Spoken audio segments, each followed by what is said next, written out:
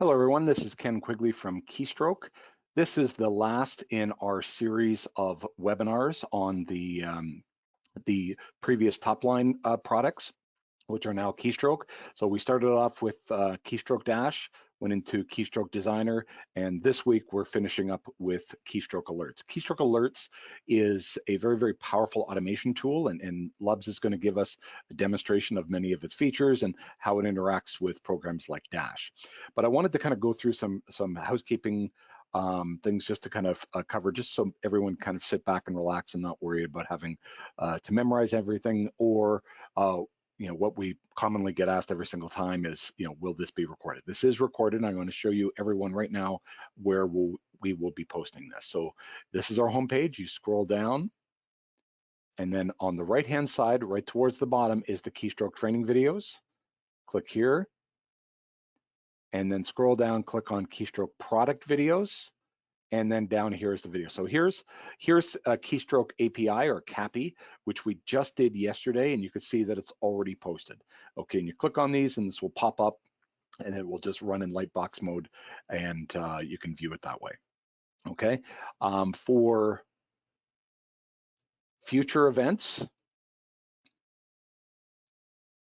here's where we post all of our upcoming events, and you can see that this is the last one for this month. We'll have a new slew posted for next week. Okay. Now, as I said, this is the last of our series, and we've had, it's actually been a really, quite gratifying amount of response we've had to the new Keystroke products. But I wanted to kind of just reiterate for those people that aren't aware where you can go in either on your own behalf or the behalf of your customers and get the upgrade pricing. So here's our homepage again. You scroll down, you see right here, upgrade your top line product. So you click here, and then you basically select your product and then paste in your key. Okay, now when you do so, I'm just going to show you the blog that we've written here at the very top. When you do that, you're going to see an image that says, okay, so I've put in this one here, and then it says, it identifies what the version is, what the serial key, what you're entitled to in terms of the upgrade, and then here's the upgrade price. Now, here's a couple of them really important details. One, if you want, you can buy more discounted licenses than that key would entitle you to. So that's on the very strong positive side. Okay, so if you want to buy 5 and you've only got 1, you just right here, you put that in, you click on purchase upgrade, and you will get that upgrade discount on all 5, even though you would normally only be eligible for 1. On the flip side of that, though, is if let's say that you designer licenses, which I'm going to get to in a minute. So let's say that you purchased 5 designer licenses and you only need 1 more. And so you put in your key there and it gives you the discount, and instead of getting 5, you put in 1, and then you purchase the upgrade. Well, that key is then burnt.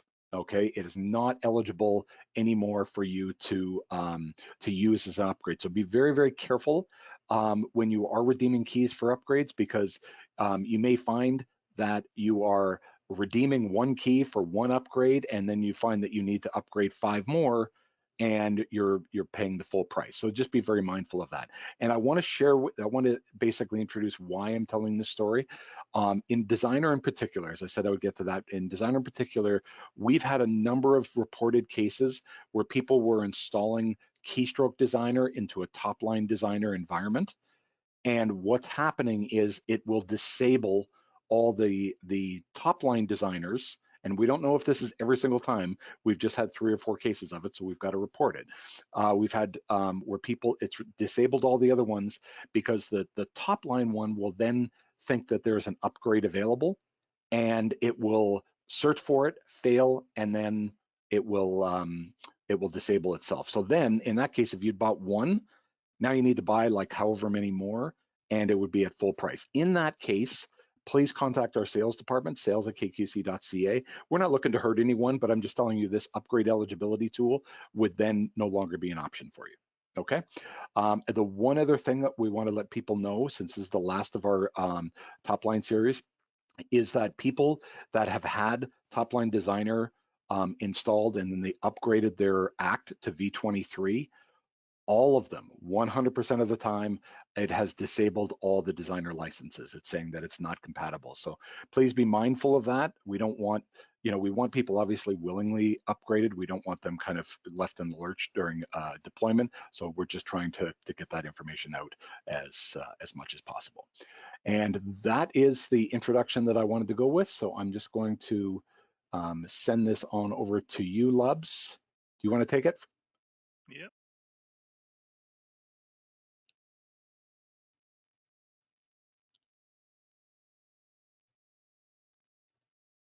You got it?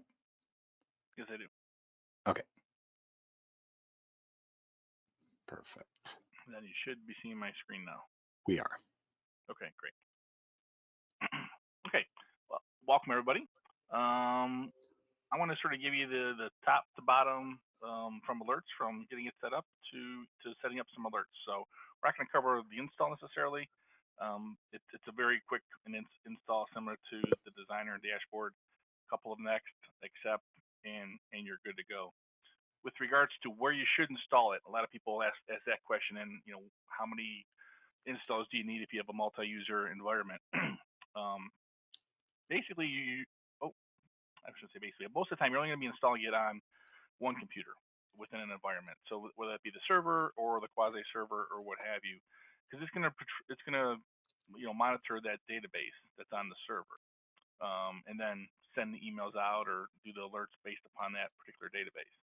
Now, certain times you may want to have additional licenses on additional computers for a variety of different reasons. One of them being the emails that can send out, they're always from one email address. So you can't send a different alert out from a different email address.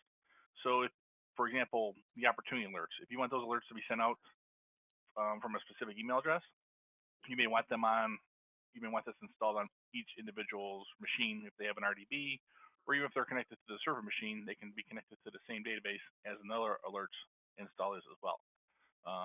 So just think about that as far as what you want to send out and who it's coming from and things like that, and then you can determine how many licenses you may need and where you want to necessarily install it. I think we mentioned this before, but if not, I'll just cover again. It's only working with the desktop version. Ken, is there on the roadmap with the web, or There are you able to talk absolutely about there. Yeah, there absolutely is. So we that? Okay, want to. We're going to be introducing API integration. We're not sure what the sequence is. I would probably say Dash is our first priority, and then alerts. But definitely, it's on the roadmap for both API and CAPI.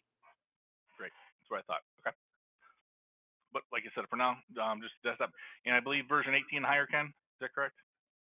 I believe. Well, we're treating everything as 18.2. 18.2 or Okay. higher. Yeah. But keep in mind, if it's CAPI, then you need to be 19.2 or higher. Great. Yeah. Okay.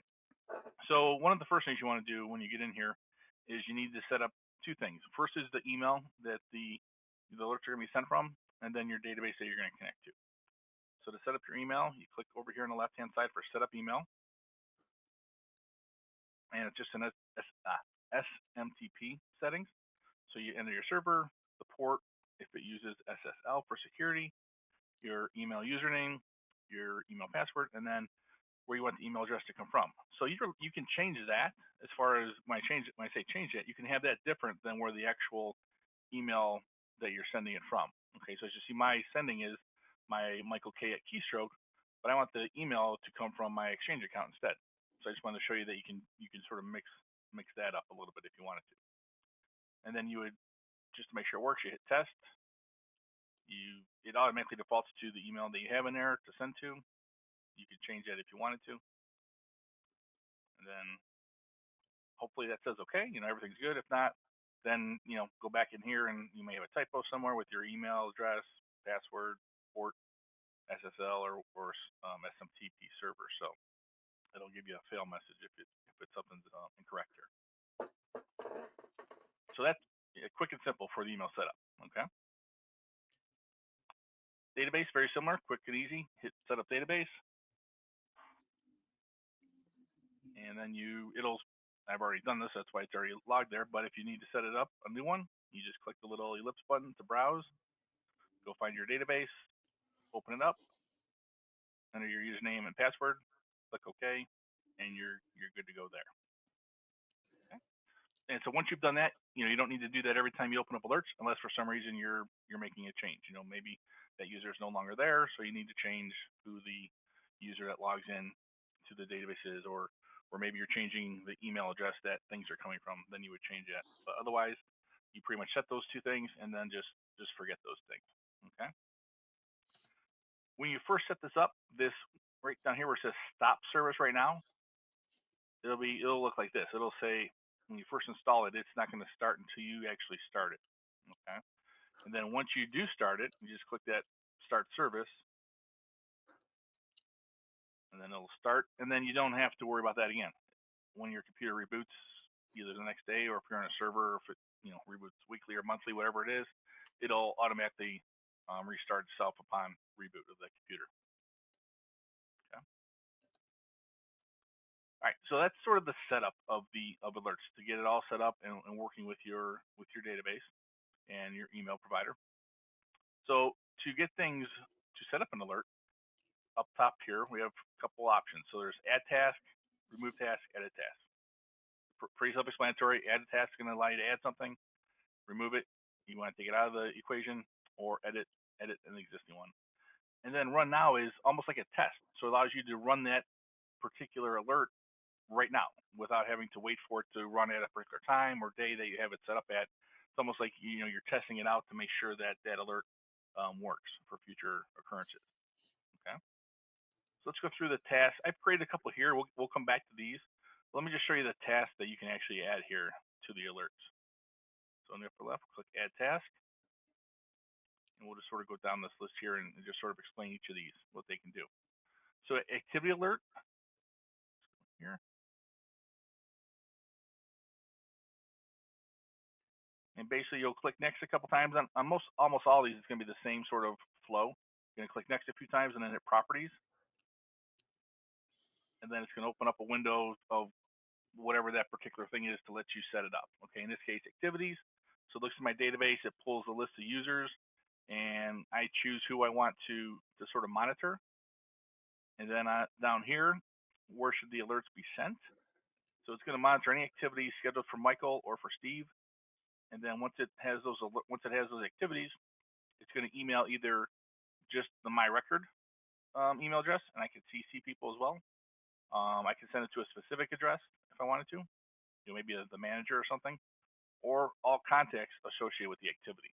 Okay, and all contacts would include the My Record as well. So this is the one you'd want to check if you want to send it to the contact it's scheduled with, and also the actual act user that it's scheduled for. The conditions of that particular alert, this is where you would set which activity types you're going to have. If you have any custom activity types, they will appear here. I don't have any in this particular database, but they would appear here. You just check them off. And then also the priorities of that particular, of the activity that you want to send. Down here, you choose when do you want that email to be sent. So when an alarm is triggered, meaning that if you have the alarm on that activity, whenever that alarm is, if it's 1 hour, 2 hours, whatever, that's when the email will get sent. Now be aware, if there's no alarm, nothing's going to get sent. So you might want to just do this one all the time, a certain amount of time. So 15 minutes, hours, days, your choice on that as far as when you want that particular alert to be sent. And then here in the fields, this allows you to choose what's going to be on that actual email when that person gets it. So it's going to you can pull from either the activity table, and you'll see all the activity fields here, or your contact table. And as you see here, I have some custom table, or not custom tables, custom fields in here, and it can pull from custom fields as well. So you can basically put whatever fields you want in that email. So when that person gets that email, all that stuff is going to be on that email, letting them know about that particular activity. So once you get off the properties, you hit next one more time, and this is where you set where the timing is. Now for the activities, it's basically checking every minute. We're going to change this. Correct me if I'm wrong, Ken. I believe we're going to change this to alter this. Okay.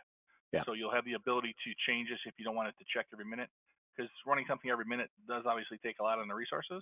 So we will have options here to to modify that as well. Actually, I thought that had already been updated, but just so you're updated, Dwayne just pushed dash and alerts updates to the FTP. Excellent. Thanks. Okay, so that's an activity alert.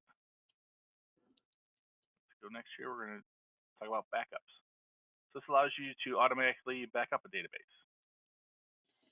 So before you go into this, we Sure. had a question from one of our resellers asking, what Mm-hmm. is our NFR policy? Our NFR policy for all of these products, like any of our other products, are registered resellers that sell, definitely get one.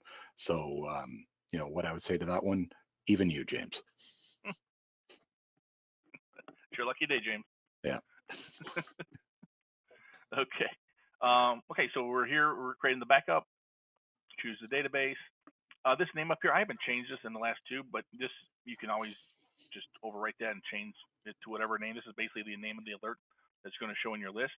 I typically leave it the same as what it is to keep things consistent. It just makes it easy that way, but you can name it whatever you want it to.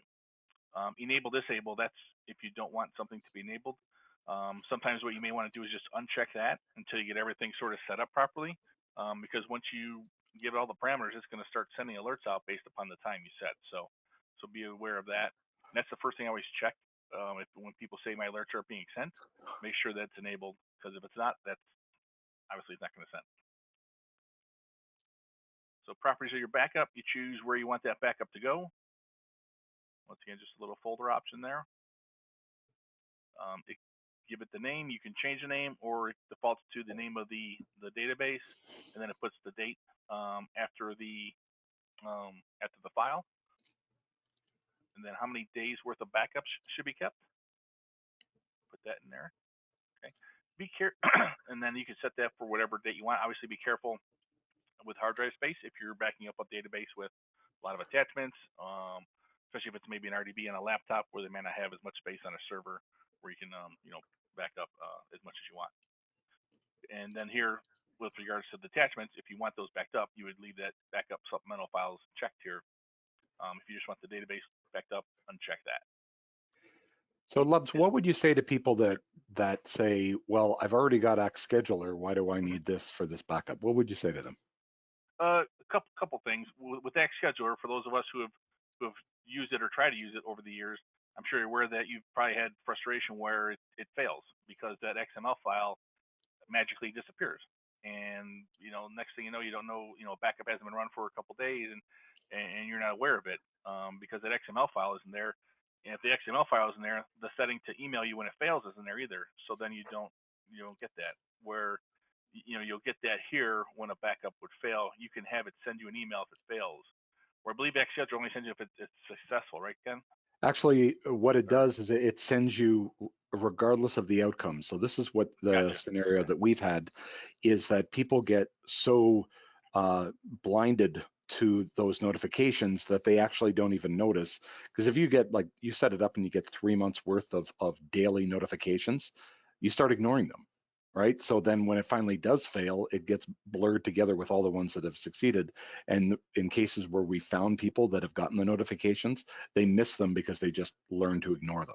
So this is unique in that it can be configured to send just when there's an error, and then you can enable the feature to send it both. But we like it where it just notifies you if there's something you should care about.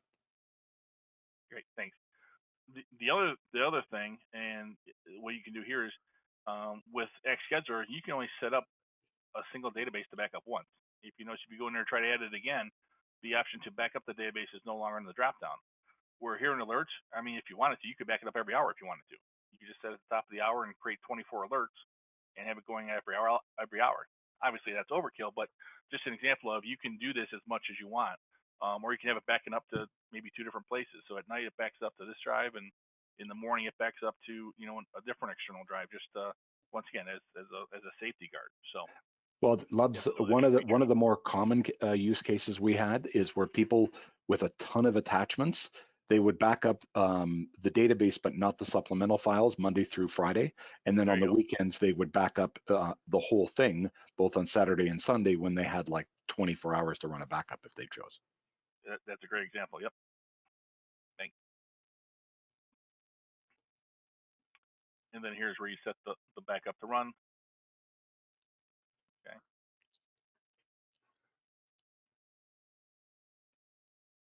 Set the backup.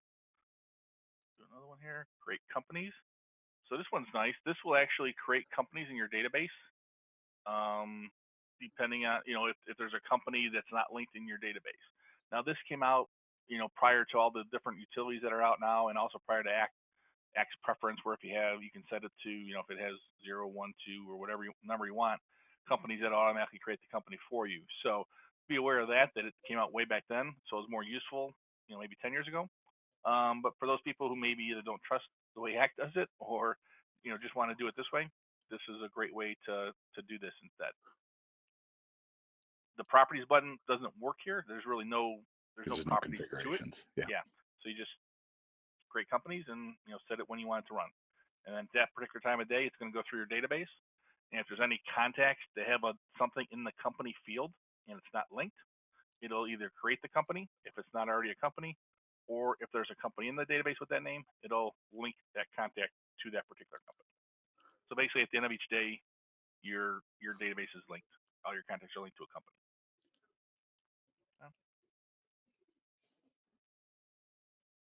Dashboard report.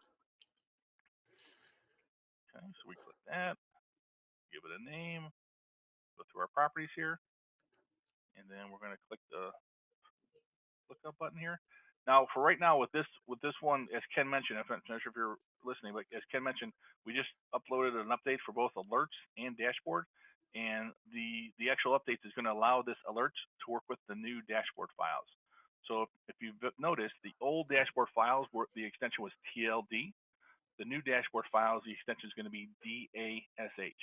Okay, and so now with the new alerts, once that's installed over here in this corner, it'll have an option for both TLD or dash, so you can do either or when sending out a dashboard report. Okay, I don't think I have any old ones on here, so I really can't choose that. And then as far as the format you want the report to be in, depending on the report you're sending, so usually if you're sending a graph, any of those graphical reports, you probably want to do that in a PDF. If it's a KPI or a list dash, you probably want to do that in Excel. Okay. And then as far as you can name the file, it can auto-generate it based just upon that name of the file. The name of the dashboard, or you can give it a fixed name. So if you wanted to call it, weekly report, weekly sales, or whatever it might be, you can give it a name there. So just to kind of cover the use cases for this, because I'll be honest with you, this is probably the most powerful feature and most commonly used in Dash. Lubs is our support manager. He has automated reports that go to me every single Monday with all of the reporting metrics. I set up automated reports to go to our CAM, John Palermo at SwiftPage, on our opportunity dashboard. Okay, and you can build any kinds of reports like that. We have people that use this, like sales managers, that basically say, great, I don't have to open up Act now. So that they're able to automatically send out the reports to all of their people, and they've got the benefit of crunching all the numbers without actually doing anything. Sorry, go ahead. Yeah, that's exactly what Ken said. So think of the power of Keystroke dashboard and every kind of report you can create there. And now imagine that with sending it to either your manager or president of the company who doesn't want to use Act or doesn't have Act. Now every Monday or every Friday, that person's getting those reports in their inbox based upon what his team has done for that week. Okay, it's really powerful there. So you can either email it to that person, or you just put in a folder. So you can set up a folder on a shared server called reports or alerts or whatever, put it there, and then whoever's sort of looking at them knows that every week they go to that particular folder to view those files. If you do email it, you'll click email detail, enter the email addresses here, so you can send it to as many people as you want. You just type in an email address, hit the plus button, and then just keep adding as many as you want there. You put in your subject of the email,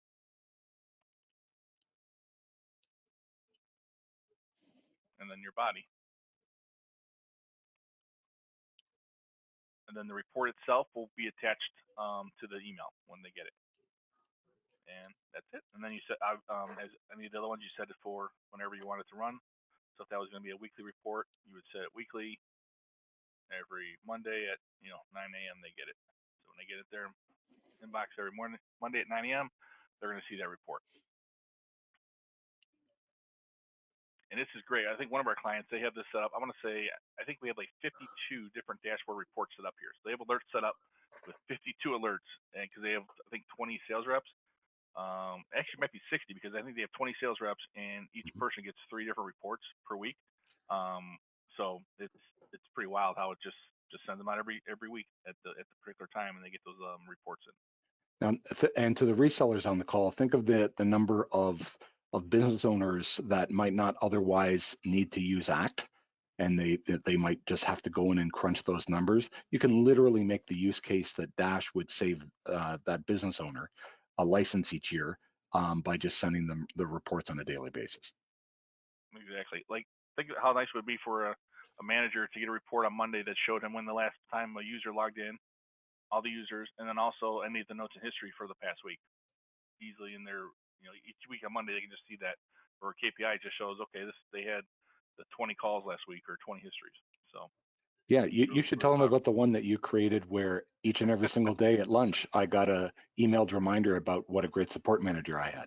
That was fun. That was that's really actually a good segue into my next task here. Good Lord. Send email. Well, actually I skipped 2 here. We'll come back to that one. So here's the next one is a history alert. This will send an email after a certain time regarding a history being created. Now be careful with this one because you may get a lot of emails based upon how you set this up. So let's just walk through that real quick. Set your database, give it a name, enabled or disabled, properties, choose whoever your users you want. Once again, where you want to email it to, and then your conditions. So in your conditions, you can set it up on whatever history is being created. Okay, once again, if you have everything checked and anytime a history is created, you're going to get something. But yeah, here's where be it comes. real careful with this one. Like, Yeah, be very precise about what kind of histories you want. here's where it comes into play is where the details of the history contain the following word. So this is where you can really narrow it down to a specific phrase or word that you get in the history, and then you get an email pertaining to that. So for example, contact deleted. Somebody deletes a contact, there my record gets populated with contact deleted. Now you get an email right away letting you know that somebody deleted something. Okay? Versus waiting a couple weeks and noticing that somebody's been deleted from your database and then you can't restore it, you'll get an email right away indicating that somebody's been deleted. So that's just an example of what you can do here. When the email should be sent, you can set that as far as minutes, hours, days. Again, with that one, What's that? the fields. Same thing here, similar to that activity and the opportunity one. You can choose your table, so it's going to be the contact field table and history table. Any of the fields from either of those tables can be selected. And then the additional info would be whatever the subject of the email is, and then your body of the email. And that's how it's going to come through to you on your end there. Okay. And then, okay, so again, looks like we changed it for the history for the minutely one. Okay, good. So, okay, yeah. So as you see here, you can sort of monitor it. Which one did it remain on under only minutely? And I'll just update Dwayne right now. That was the activity one. Okay, thanks. The activity alert, yeah. First one, actually. Next we have opportunity alert. This is really great for sales managers, okay? You're able to get an email based upon different criteria within opportunities. So you select which sales reps you want to monitor. Say these 3. And then you can also CC an email address if you wanted to.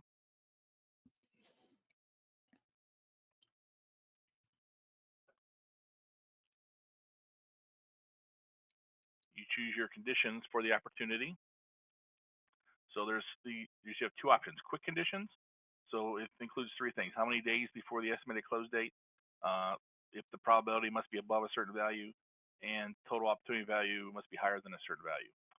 Or you can even get further advanced and do an advanced query, and then pretty much do as advanced as you want here with your custom tables, with your contact table, and mix and match those, and get as advanced as you want with that opportunity to find the ones that you want to get emailed on. But more often than not, the quick conditions will get you there, because you may want to just see, um, show me everything that the estimated close date is tomorrow with the probability greater than 50 and over $500. So I'm going to get an email alert with those particular opportunities that match that. Same thing here. You choose the field you want from the contact table and then also the opportunity table. Additional info, it's going to have your subject and email body. And then down here, do you want each opportunity to be only set once? Now, what you would do there, or why that would be checked, for example, let's say the estimated close date was within 7 days. You're going to get that email. If you check this here, you only get it once, but if you leave it unchecked, they'll get that email 7 times. Each day it's within 7 days. All right. So depending on how much you want to get that email, you'll either check that or leave that unchecked. And then I actually had to test one of these. I'll just show you the email, how it comes in. So there's the field. Here's the subject, opportunity alert. Here's the body of the email that I had. And then here's the field that I had merged in, from a couple from the contact table and then a couple from the opportunity table. So that's what the user sales rep will get. And then if you CC anybody, they'll get that as well. Okay. So this does not go out to the client themselves. This is totally internal. This is going to get sent to the sales reps, the my record of the user, who's the record manager on the opportunity. Okay. And then once again, set your timing as far as when you want to send out. So I think this is the one that Ken was talking about. You can send an email out automatically every day to remind your boss what a great employee you are if you want. Lamenting, not talking about it. Lamenting, yes. Or different things, like a reminder to yourself to do certain things, okay? So you can send email, properties. I want to remind myself to do the weekly reports. Add your email address.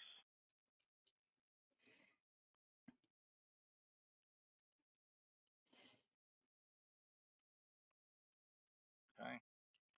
Then I can have a file. If it's a certain file that I send all the time, I can attach that file to the email, and that will come with that particular email as well. And then, however I want to send it, so I can send it to myself hourly if I want, daily, or in this case, it's a weekly report reminder. So every week on Monday, I want to get it at 9 a.m. So I know, okay, I got to send them something at 9 a.m. Okay, it's not HTML. It's not, you can't do a template or anything like that. It's pretty just a simple text body of the email as to send to whomever you want to send it to.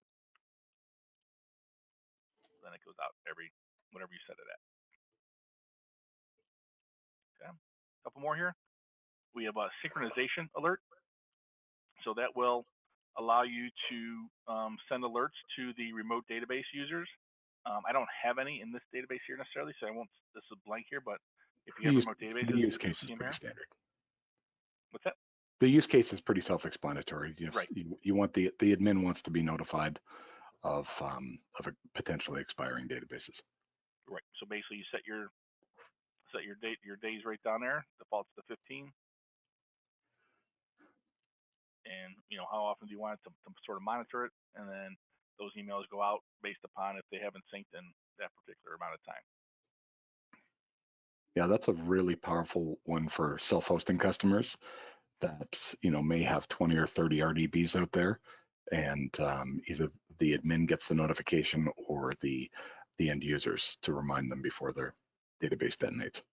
For sure, absolutely. And one last alert we have here: update contacts from companies. So this is a very powerful one, actually. Let me go next here to show you what it will do.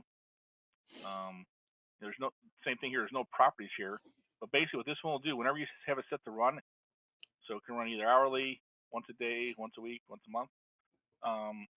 So let's say you have it run hourly at the top of the hour. At the top of every hour, what it's going to do is it's going to go through your database, check all your contacts in your database, and if any are linked to companies, it's going to automatically update any linked fields that are not correct. So if the address is not in there, or the ID status, or whatever your linked fields are, if they're custom linked fields, if they're linked and the contact record is different than the company it's linked to, that contact record will get fixed. Okay, so be careful on this because sometimes people don't want that to be fixed necessarily. But on the flip side of things, for those users who are not doing a good job of maintaining their data, this is a great tool to make sure that if they're doing the companies right, all the data is going to be correct within the contact records themselves, as long as they're entering the data correctly on the company side of things. Okay, and that's pretty much it as far as the task and with alerts here. So I'd like to open the floor to any questions you guys might have. Well, what I wanted to do is actually discuss what some of our plans are for Oh, alerts. sure. Go So, ahead. Yeah. this alerts, believe it or not, was actually one of the oldest applications, one of the first ones developed by Topline. So it is going to require a fair bit of code updates. So our first plan is to convert it to C# because it's currently in VB, which isn't going to get anyone excited, but it certainly adds a lot more contemporary options once we do that. So you'll see, a general modernization of the UI once that's done. But aside from that, we want to do things like set up, because you can see all of these little macros, these little administrative functions. They're great, but some of them are dated, like the convert the companies. I think with V17, that feature started getting built into the program. So we're looking at scoping things like updated limited status. So if there's a record manager and let's say there is a record that's public, then you can set rules to scan once a day and update those contacts limited access permissions accordingly. One of the other common requested ones is anyone that has a lot of calculated fields often gets frustrated that some of those won't get updated until you actually go into that contact and refresh it. We were looking at adding where some of the literally force a refresh or an update of all the calculated fields in the database. And then annual event notifications. So literally sending out, annual event notifications that could be related to, birthdays, anniversary fields, first purchase, that kind of thing. And, building in things like scheduled syncs, because we've got scheduled backups. We're hoping to build in the ability to schedule syncs much like Xscheduler has. So those are some of the things that we can build with with an SDK access, which basically means you install the application on the same computer you have Act on, and you've got local access to the database. So that's called SDK access, local access. But we're also hoping to build in API access, and that's where the options really start getting, quite a bit more expansive. Where, just talking about the limited access, what if you set that up on one remote computer and you had it update a hosted database? So now you can have, an administrator build in all of these functions while updating a database without even having Act installed. So that's where we're taking it. But I wanted to review some of those objectives that we had for this year, because it also kind of leads us into what is our upgrade policy going to be for 2021. Now, beyond 2021, we're still formulating our plans, but I want to make sure that no one is afraid to kind of jump in and get an early version of Designer Dash or alerts, for fear that they may miss out on the next version and they've bought too early. So regardless of who buys this year, let's say they buy Dash 9 and we come out with Dash 10, anyone that buys this year is going to get all the versioning updates for the rest of the year. Okay. Now, what we want to do in the future is kind of look at different commercial models that allow for some maintenance and support, so that people can get updates, because that wasn't really built into it, into the previous model. And people had the expectations of updated, but if it's not monetized, then we can't alert. Developers need to be paid, not fed. So we've got to have that supported in some way, so that people that want to pay a small maintenance and support can have the expectations that they'll get ongoing updates for features and compatibilities. Okay, so that was what I wanted to say in terms of wrap up. So Sylvia asks, is this alerts the standard edition? So I don't know if it's a standard edition. The only real difference between standard and enterprise is the, what is this? Is this, I don't see it here. You might have an older version. Okay, so what basically the only difference between the top two tiers is the enterprise version supports all of these administrative functions, including backups and everything else on multiple databases. What you see here, if you're only, you'll have all of these options on the middle tier if you just have one database. Okay, Kelly said something nice. That's surprising. I'll need some time to respond to that. Any other questions? Okay, Vic, did you have any questions sent to you? Nope, they've all been answered. Okay, excellent. Lubs, any other points you wanted to make? No, I think that's it. Okay, so if you can just give me back the screen for 1 second, I'm going to show people where they can buy this.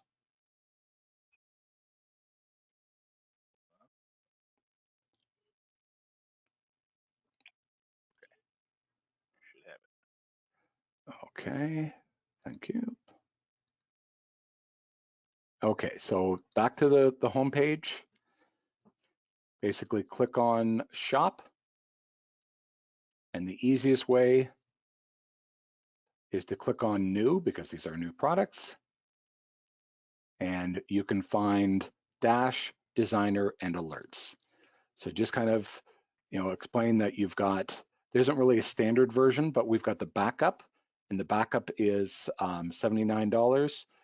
Actually, that's with setup support. It's $49. All of our programs come with do-it-yourself or setup support based, and people can select based on their comfort. And then with professional, it's $149, and then an extra $30 with setup support. And same thing with enterprise, $299. The enterprise version basically, it's like buying one for every single database that you've got. Okay, so it seems like it's a little bit more, but you're actually getting almost unlimited licensing based on how you're set up with all your databases. Okay, and those are the different options. So I think that pretty much covers what we wanted to discuss. So with that, I think we'll let everyone get back to their day. Thank you very much for attending, everyone. Have a great one.